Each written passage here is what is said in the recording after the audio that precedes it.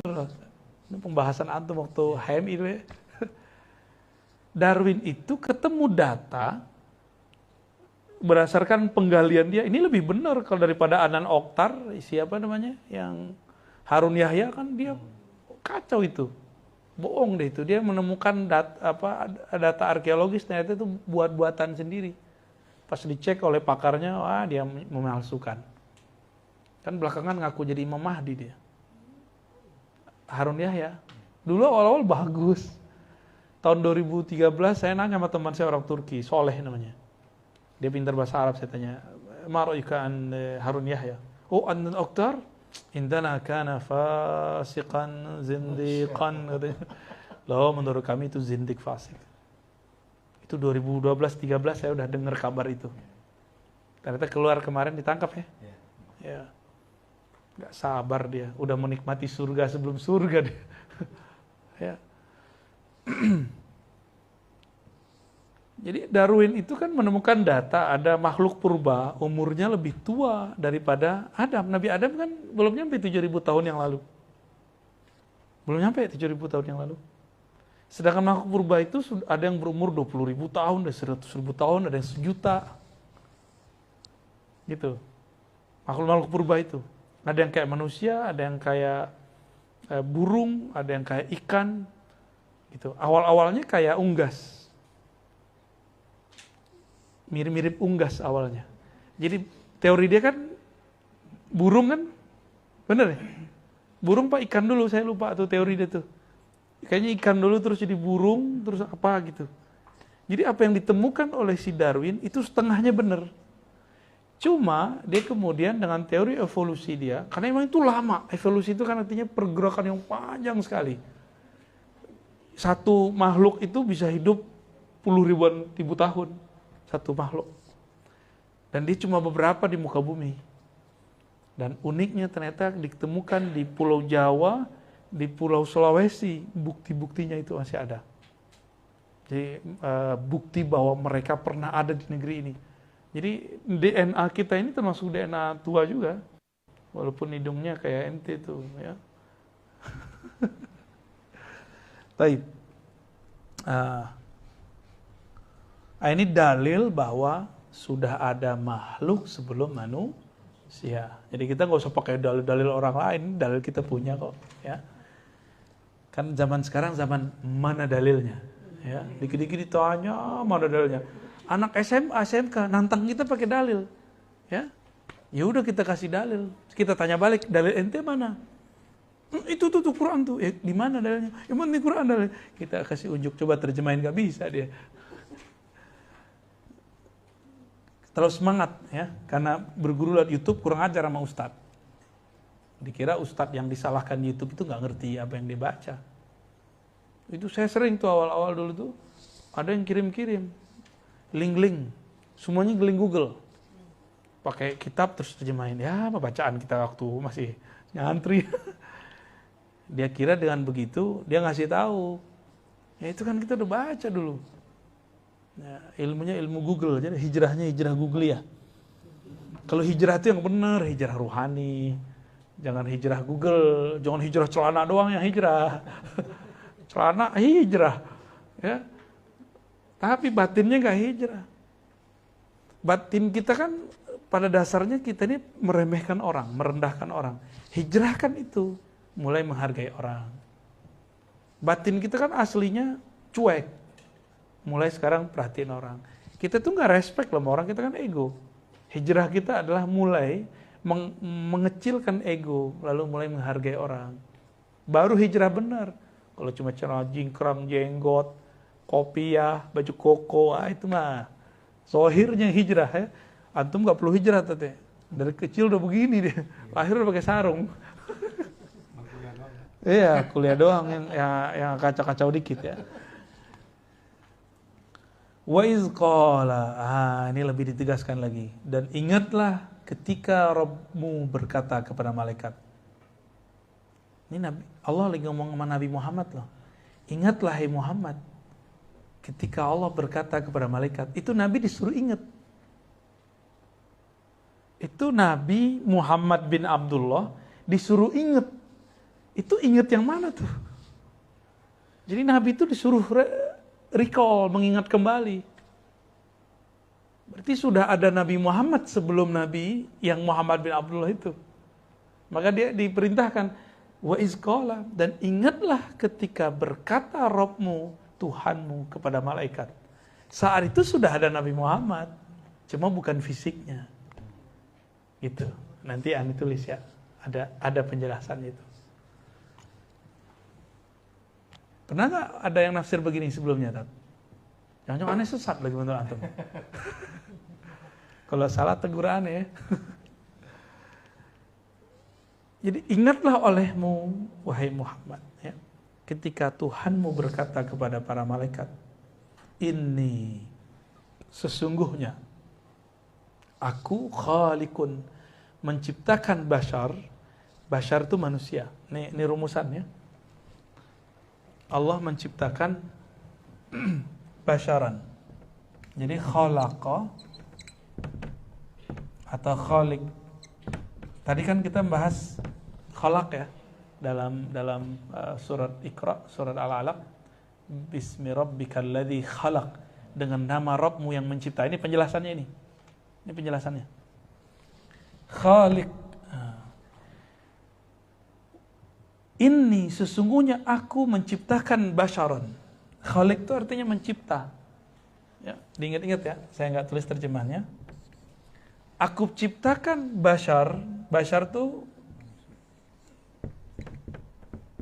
manusia. Dari apa dicipta? Min salsalim min hama'im masnun, dari tanah. Nah, ini terjemahan bebas saja ya. Daripada tanah.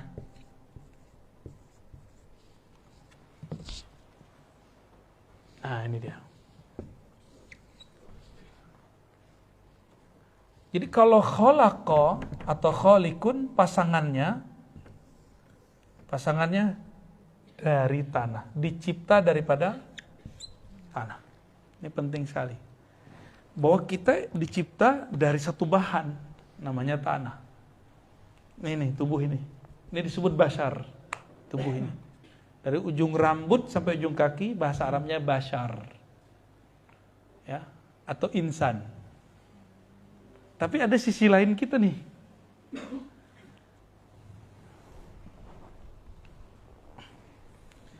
Yang kedua, nah ayat yang 24 nih. Fa idza sawaituhu, apabila telah aku sempurnakan sisi manusia, sisi jasad, nafakhtu fihi min ruhi. Nah, ada kalimat berikutnya. Nah, ini dia. Nafakhtu.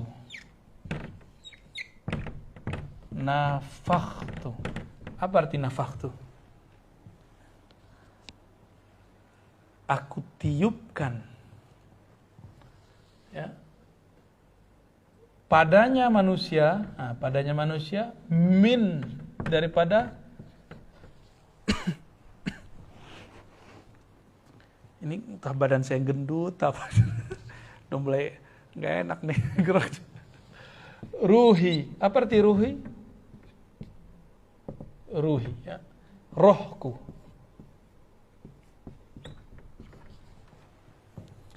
Aku hembuskan ke dalamnya, aku tiupkan ke dalamnya rohku.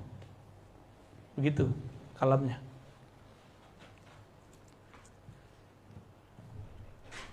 Fa'ulahu sajidin, setelah ditiupkan rohku ke dalam diri manusia, malaikat langsung sujud. Jadi yang dilihat malaikat apa? Manusianya atau rohnya? Rohnya. Jadi si malaikat ini respek kepada Adam, itu sujud respek. Sujud hormat. Itu karena bukan sisi manusia, tapi karena ada sisi ruhi. Rohku. Jadi roh ini tidak dicipta. Roh itu dihembus, ditiup. Kalau yang dicipta apa? Ya, saya berkali-kali sampaikan itu kepada beberapa orang, gak terima dia. Di Quran gak begitu. Quran yang mana? Quran kita cuma satu. Di surat Sajadah. Ayo kita buka surat Sajadah. Nih, kita buka surat Sajadah ya. Dia baca surat Sajadah. Nggak hafal juga di itu surat Sajadah.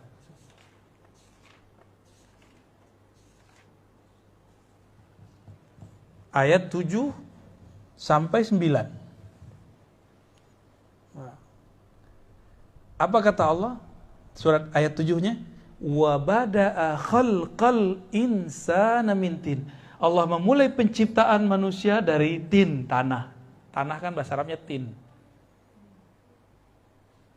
Setelah sempurna di ayat 9, summa sawwahu wa nafakha fihi min ruhihi. Lalu meniupkan rohnya. Bedanya sini pakai aku, di situ pakai ruhihi. Rohnya. Jadi Allah itu selalu menyebut roh dengan kata hembusan, menyebutkan tanah dengan kata penciptaan. Yang dikhawatirkan oleh si orang ini apa? Berarti separuh dari Tuhan ada di kita dong. Oh, salah paham ente. Ya. Saya kalau menghembus, itu diri saya pindah nggak ke situ? Ya enggak, ya kan? Coba kita hembus balon, pindah nggak diri kita ke situ? Enggak, tapi energi kita ada di situ, gitu. Waktu kita hembus semua nggak, atau disisain kekuatan di sini? Pasti disisain.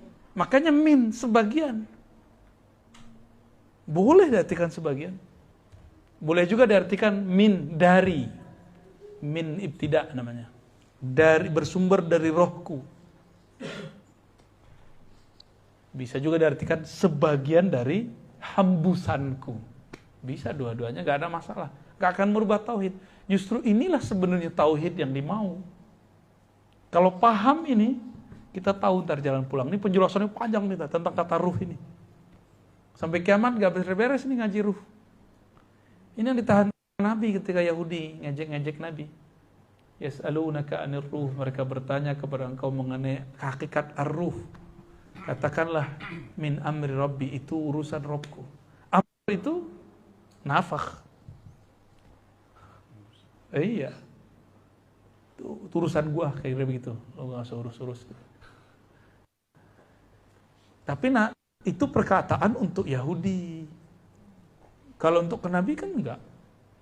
Nabi berikan ilmu ruh. Jadi banyak orang berpikir Nabi Muhammad pun enggak diberi ilmu ruh, siapa bisa? Ngerti nggak inti ayatnya? Ayatnya itu yas'aluka, mereka ahli kitab, orang-orang Yahudi bertanya kamu, hai Muhammad, meniru. Katakanlah hai Muhammad kepada mereka ahli kitab, kamu hai ahli kitab, berikan ilmu mengenai ruh sedikit. Muhammad diberikan semua. Makanya Nabi disuruh ingat. Wa iz qala rabbuka, ingatlah ketika Rabbmu. Nah, waktu itu Nabi Muhammad apa dong? Udah ada Nabi Muhammad waktu itu. Namanya bukan Muhammad. Itulah yang kita baca.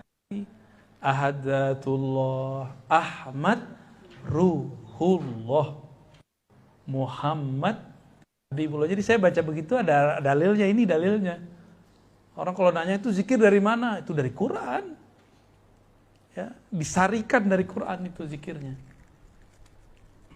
Kita nggak boleh buat-buat sendiri zikir. Rasul adab sallallahu alaihi wasallam ya. Nah, ketika disebutkan ingatlah, ini yang kita sebut Nabi Muhammad waktu itu namanya Ahmad. Apa pangkatnya Ahmad? Ruhullah. Ruhullah. Sumber hembusan pertamanya itu namanya Ahmad. Coba Tat, kalau ada ayat Qul huwallahu ahad. Beda sama Ahmad cuma berapa huruf? Beda sama ahad cuma. Jadi dari ahad ke Ahmad itu cuma satu hembusan. Jadi semua ruh kita ini bersumber dari Ahmad, Ruhullah. Inilah yang disebut, kalau sekarang orang bilang alam semesta dari Nur Muhammad, maka semua ruh dari ruh Ahmad. Itu dia. Inilah yang Nabi maksud waktu beliau ditanya dalam hadis Imam Tirmizi, hadisnya sahih. Kan semua orang pakai utul nih. Ini dalam Qur'annya, sekarang dalam hadisnya. Mata wajabat lakan nubuwah. Kapan engkau diangkat jadi nabi? Apa jawaban beliau? Adam masih tanah. Adam belum dicipta. Aku sudah diangkat jadi nabi. Namanya Ahmad. Nih saya Suul Adab sudah pakai tangan kiri. Udah terpaksa kan nunjuk begini. Ya Umi ya. Besok di sini kali Umi. Ya, di sini ntar. Silakan diantar gimana caranya ya. Mungkin ada tempat apa kayak. Ahmad ini itu yang disebut kuntu nabiyan. Aku sudah diangkat jadi nabi. Adam belum dicipta. Itu Sahih Ibnu Tirmizi itu.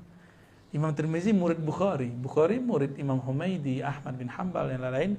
Mereka ini murid Imam Syafi'i. Nyambung ilmunya kan Nabi Muhammad sallallahu alaihi wasallam. Jadi kalau antum ada panik-panik Ustaz, baca aja itu Ahmad Ruhullah, Ahmad Ruhullah, Ahmad Ruhullah. Baca ijazah langsung tuh. Nanti ruhnya akan kembali itu kerinduannya. Nanti dia kuat lagi, energinya kuat lagi. Kita kalau lemah, kita ngadu emak kita kan. Sumber kita siapa? Emak kita. Sumber, jadi rahimnya alam, rahimnya ruh itu Ahmad itu. Dalam mimnya itulah. Saya kalau boleh sebut mim ini adalah rahimnya arwah. Ini istilah saya aja nih Ustaz, istilah bid'ah. Jadi mim ini adalah rahim arwah. Semua yang ada di alam semesta itu diterbitkan oleh Allah dari situ. Ada ibu, ada seorang perempuan, dia punya anak semua. Dia dipanggil apa dia? Ibu kan? Maka nama lain dari Ahmad apa? Ruhullah udah. Tadi saya pembukaan, kok pembukaannya itu Zatur Ruh. Ahad Zatur Ruh. Lah, kok dibuka ini? Ternyata isyaratnya ini. Harus saya buka namanya sekarang. Ahmad Ummul Arwah. Selama ini kan orang ngaji baru Muhammad Abul Arwah. Muhammad bapaknya ruh. Itu udah biasa. Ibunya mana? Ini bukan ibu bapak dalam kawin ya. Ini maksudnya bab ontologi. Bab asal muasal. Asal muasal nur dari Nur Muhammad. Maka malah dia Abul Arwah, bapak. Sumber keluarnya arwah dari Ahmad. Makanya Allah ngomong, hei Muhammad, ingat gak kamu dulu waktu Allah ngomong ke malaikat? Itu yang disuruh ingat siapa? Si Ahmadnya itu disuruh ingat. Gitu. Maka semenjak saat itu semua ilmu Allah sudah ada dalam diri Muhammad. Jibril itu turun cuma untuk fasilitas hukum normatif. Sedangkan hukum sifat itu sudah ada di dalam ruhnya Nabi Muhammad semua. Jibril pun baru bisa. Jadi Jibril itu orang kan mengira itu gurunya Nabi Muhammad. Salah itu. Jibril itu pengawal, fasilitator Nabi Muhammad, bukan guru Nabi Muhammad. Secara syariat iya, secara riwayat iya. Nabi Muhammad dari Jibril dari Allah. Itu saya kalau punya sanad hadis, punya sanad Quran, punya sanad tarekat. Tapi dalam ilmu ma'rifatullah, Jibril itu lebih dulu atau Nabi Muhammad? Kan Ahmad Ruhullah. Duluan mana Ahmad atau malaikat? Ya duluan Ahmad lah. Lolos ya. Malam ini lolos ngaji ini. Dan ini kita nggak keluar, semuanya pakai Quran, pakai hadis. Kalau ada yang ingkar, silakan ingkari Qurannya. Jangan-jangan ada yang baca ayat tapi nggak ngerti, dibilang nggak ada. Kan banyak nih orang ngerti dibilang nggak ada. Kaidah dari mana itu? Enggak ada ayatnya, baru jelas ayatnya banyak. Nah ini dia nih, ini penting ya. Jadi sebutannya itu begitu. Ahmad itu Ummul Arwah, induknya semua ruh. Bahwa ruh itu sumber dari rahimnya mim itu. Ini istilah aja biar gampang ya. Kan boleh kita buat istilah tuh biar mudah. Istilah dikasih nama gitu. Kalau nggak diistilahkan jadi bingung ntar. Makanannya kalau nggak dikasih nama gimana? Makanan yang enak itu yang warnanya coklat itu. Kasih aja nama. Kue apa namanya Uni? Apa namanya Bang? Aduh, berondong ya. Brownies. Ya, kayak gitu. Ini contoh. Kasih nama. Biar beda dengan kue yang enak di sampingnya. Ini kurma ajwa. Sampingnya ada sukari. Kasih nama. Ulama itu kelebihan mereka bisa memberikan istilah nama supaya murid-muridnya itu bisa mencerna dengan mudah. Ya. Ini antum kalau nggak punya ilmu ini masuk kubur ngaji lagi tak? Serius. Orang-orang di dalam kubur nggak langsung ketemu Allah kalau dia nggak punya ini gimana dia mau pulang? Dia mau pulang kemana? Antum mau pulang kampung, tapi nggak tahu kampungnya. Mau cari emak kita siapa? Gitu. Ruh ini dia mau pulang, innalillahi wa inna ilaihi harus lewat Ahmad dia. Jadi kalau ruh tidak pulang lewat Ahmad dia nggak bisa pulang. Maka mesti dia bersaksi dulu. Ahdatur ruh, Ahmad ummur ruh. Itu persaksian dia di sana. Nah, kalau dia mengerti ilmu itu sekarang, maka dia pulang nanti tinggal dijemput oleh ibunya Ahmad. Itulah syafaat sebelum syafaat di akhirat. Karena kubur itu kan awal akhirat. Jangan dikira nih kita mati langsung ketemu Allah. Ya salam, pertanyaan mungkar nakir dulu. Tapi mungkar nakir kan dia tugas SOP. Dia hanya menanyai orang mukmin sama orang munafik. Kafir sama wali dia nggak tanya. Nabi apalagi nggak ditanya. Orang kafir langsung dijeblosin. Orang munafik dicek dulu dia imannya dominan atau nifaknya, munafiknya dominan. Dominan munafiknya disiksa terus. Siksa di alam kubur itu kan bisa dikeplang, bisa dilihatin neraka, kan tersiksa dia kalau ngeliat neraka kan. Seperti Fir'aun kan diperlihatkan terus neraka di depan dia. Sampai sekarang detik ini. Fir'aun itu ditunjukin, tuh siksa kamu tuh. Kita dipertontonkan kalau kita bakal digergaji depan orang. Oh siksaan paling dahsyat itu. Firaun sekarang hatta liyom sampai detik ini dia begitu. Haman, Namrud yang dulu sombong yang ngaku-ngaku diri sebagai Tuhan. Oh, lecek kepalanya hancur balik lagi. Kayak Thor itu loh, tahu Thor kan? Dia punya palu. Man robuka? Plong. Ya. Apalagi ditanya. Kalau munafik pertanyaannya sampai ke man. Man haza, menurut kamu ini siapa? Muncullah wajah Nabi Muhammad. Kalau dia nggak mengerti ilmu ini sebelum sana, nanti dia nggak bisa jawab. Itulah dasarnya kenapa mimpi ketemu Nabi, walaupun secara fisik belum temu, ruh kita udah pernah ketemu. Nah, masuk ke alam kubur kan ruh dominan. Ruh bilang, wah ini mah nabiku dulu nih. Waktu di alam azali, ya bukan di alam ya, waktu di zaman-zaman pra-alam semesta ini, aku sudah ketemu ini, gitu. Dia harus mengerti yang sampai ke bab ini. Ahmad Ruhullah, Muhammad Habibullah. Ini pangkat beliau nih, pangkat kenabiannya Ruhullah. Yang ngomong Ahmad sebagai nabi akhir zaman, gelarnya siapa? Surat Shaf ayat 6. Jadi saya ditanya sama Bang Dik, dalil nama ruh itu di mana? Ini surat Shaf ayat 6. Nabi kan namanya Muhammad. Loh, Nabi banyak namanya di Sahih Bukhari, di Sahih Muslim, Sunan Tirmizi. Nabi mengatakan, Ana Ahmad, Ana Muhammad, Ana Al-Mahi, Ana Aqib. Ini Nabi namanya banyak. Aku Muhammad, aku juga Ahmad, aku juga Mahi, aku juga Aqib. Itu Nabi nyebutin nama-namanya. Jadi nama Nabi itu beragam. Ada nama Muhammad, itu nama jasad. Ahmad itu nama ruh. Mahi itu nama tugas. Aqib itu nama pangkatnya.